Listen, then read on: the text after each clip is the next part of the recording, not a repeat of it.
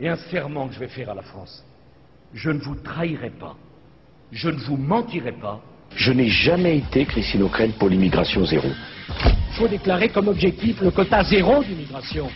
Sur les 15 pays de l'Union avant l'élargissement, il y en a 14 qui ont un ministère d'immigration, un seul qui n'en a pas, c'est nous. Parmi les 14, 6 n'ont aucun ministère ou secrétariat d'État spécifique. En fait, il y en a un seul qui a quelque chose qui se rapproche un peu de ce que M. Sarkozy propose. Ce sont les Anglais. Je veux être le président de la France des droits de l'homme. Je n'accepte pas le sort que l'on fait aux dissidents dans de nombreux pays. Je n'accepte pas la répression contre les journalistes que l'on assassine ou que l'on veut bâillonner. Le silence est complice. Je ne veux être complice. Al-Assad est accueilli en bas des marches. À travers le monde. Tous ceux qui ont fait l'expérience de renoncer à la défense des droits de l'homme au bénéfice de contrats n'ont pas eu les contrats et ont perdu sur le terrain des valeurs. La guerre en Afghanistan divise la classe politique. À l'Assemblée nationale, François Fillon annonce un renfort de quelques centaines de soldats français. La gauche parle d'alignement sur les États-Unis. Souvenez-vous, pendant la campagne présidentielle, ce que disait le candidat Nicolas Sarkozy. Est-ce que vous pensez que les troupes françaises ont toujours leur place en Afghanistan ou il faut à terme envisager un départ? Les troupes françaises à cet endroit du monde ne me semblent pas décisives. Mais même s'il faut poursuivre, je dirais, une présence pour empêcher les talibans de revenir au pouvoir? Je vous ai dit quelle était ma réponse. Sur les remboursements des frais dentaires, des lunettes. Allez-y. Bon, les remboursements pour les lunettes et les prothèses, les Français ont un remboursement qui ne doit pas être supérieur à 30%. J'ai proposé qu'on porte les remboursements jusqu'à 50%. Le gouvernement souhaite confier aux mutuelles la totalité des remboursements des frais d'optique. Lunettes et lentilles ne seraient plus remboursées par l'assurance maladie.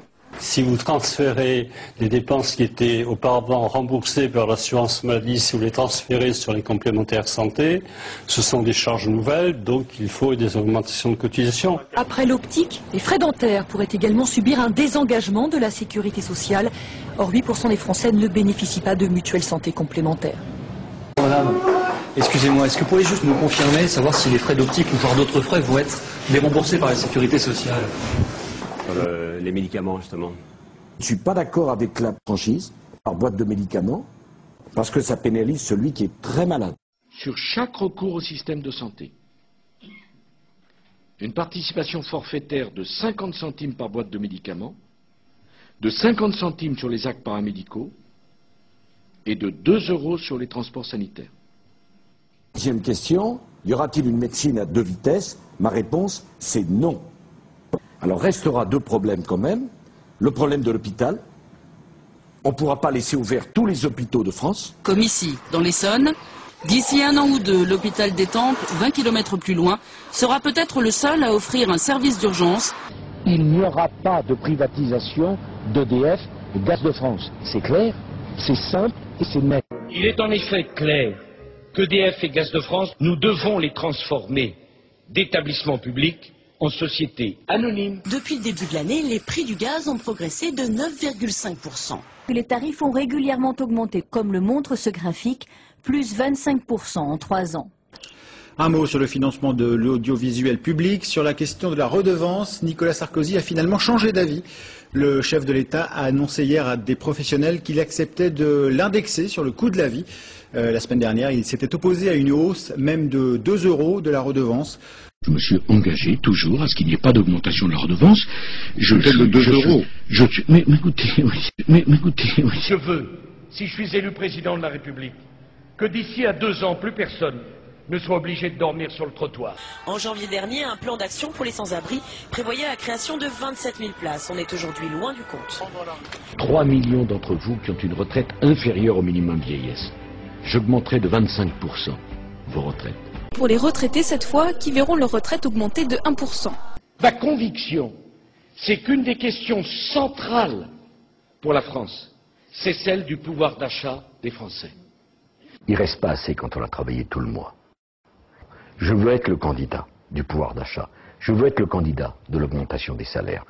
Puisqu'on sait ce qu'il faut faire, on va le faire. Alors, s'agissant d'ailleurs du pouvoir d'achat, qu'est-ce que vous attendez de moi? Réduire le débat politique français à la seule question du pouvoir d'achat, c'est absurde.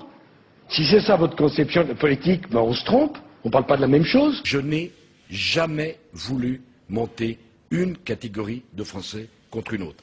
Mais je dis qu'il faut savoir terminer une grève. Désormais, quand il y a une grève en France, personne ne s'en aperçoit.